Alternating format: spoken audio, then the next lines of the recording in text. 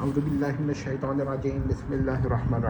have tried to reconstruct the aschārite system of causation in form of axioms. So what is an axiom? In a system of axiom or in a set of axiom, each axiom is a law or a principle or a sentence or a statement which is independent of others. Those who do not know it may find it difficult to understand, because an independent axiom is also independent of proof, as we know in mathematics. So I have used some laws, and we will discuss it in its second part, and we will try to show it in symbolic logic as well in some later stage. So what are the axioms? What we call a reconstruction of moderate aschāritism, TCR, Theoria Contingent Relationist, TCR. This is the name of the system. You may call it reconstructed moderate aschāritism on causality. So the first axiom of every causal relation is contingent in itself.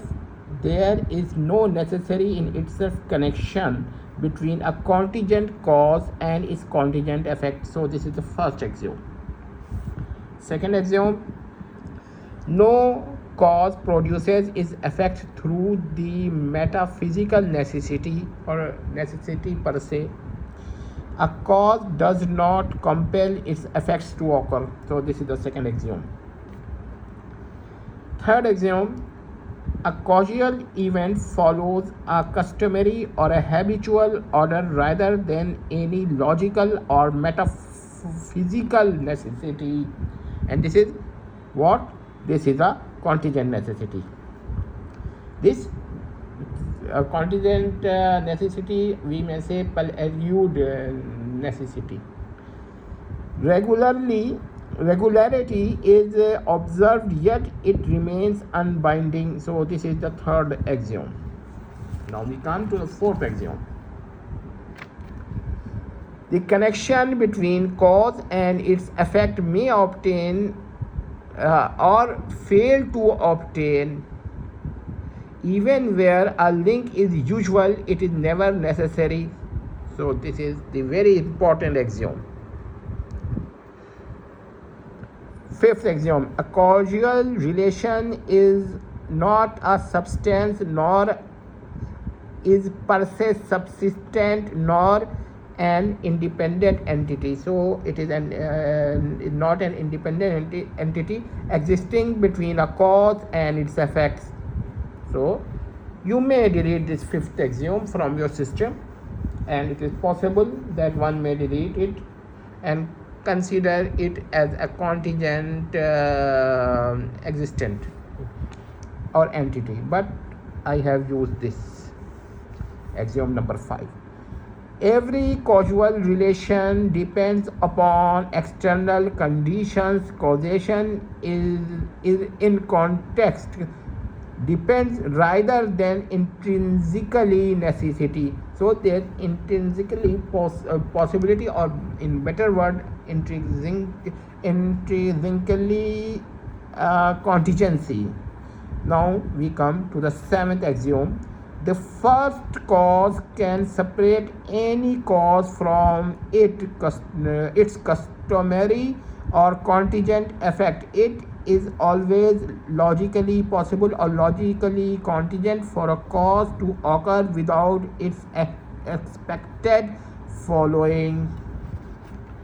So this is the seventh axiom. Now we come to the eighth axiom. And if you delete the axiom number 5, then you may consider 7th as 6th and 8th as 7th. Now the first cause is sufficient to produce any effect directly without the per se necessity of any intermediate causes. Now what is the core theorem? There is no necessary causal relation between any two between any two events A and B.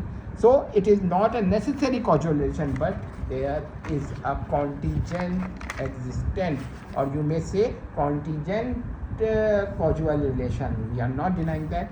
So in this form we have made a revised a moderate aschārite system in form of axioms. Now there may be some people who will ask what is the proof of each axiom. So if an axiom, if a thing is an axiom, a statement is an axiom, then it does not require proof. Not only it does not require proof, but it is independent of proof. So either you accept it or not. That means a person who make objections on the axiom systems does not know what an axiom is. So for those people, I may say that they may not listen to this lecture because they cannot understand it. However, mathematicians can understand it better than those philosophers who do not have clear idea about axioms.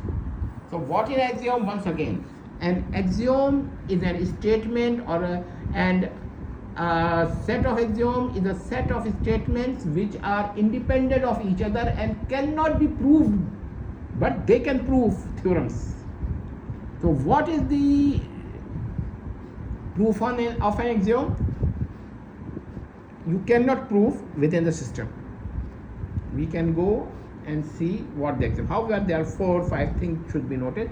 Axiom, if contradicts, produce contradicting result, is called axiom system is called what we call such a system inconsistent system. And we have made something with that if something is followed from these axioms, we should reject that result, not the axiom themselves. In general, we reject the axiom or delete the axiom, but if ours delete the system, but we will modify it with applying some conditions. Anyhow, we have taken law of non-contradiction, A and B, A and not A, both true. We have rejected that thing. Number 2, law of excluding the middle, neither A nor not A. We have rejected that thing. Third, no A is not A or not A is A. We have rejected this thing because it is contradicting the law of identity. And fourth, if A implies not A and not A implies A, the law of non-paradoxial. We have introduced that law to make the system more. So in any case, if there is a paradox of this form, for example, X belongs to set A implies X does not belong to set A, then we say that this is a paradoxical thing and we reject it as impossible in our discussion. Just like we have rejected law of contradiction. So there are 7 or 8 axioms of law of causation, and I think that it will help people to understand what a causation is. And we will not stop here. We will show you where our other rivals differ from us, but only in axiomatic form. I will try my best to show what is their belief and what is our belief. Now what you are saying that axiom system is a belief. Yes, when you accept an axiom without any argument, because it is independent of any argument, any proof, otherwise if you can prove an axiom, then it ceases to be an axiom. And if a person who thinks that axiom can be proved by any reasoning, any proof or any evidence, then he does not know what an axiom is. Thank you. Tammat.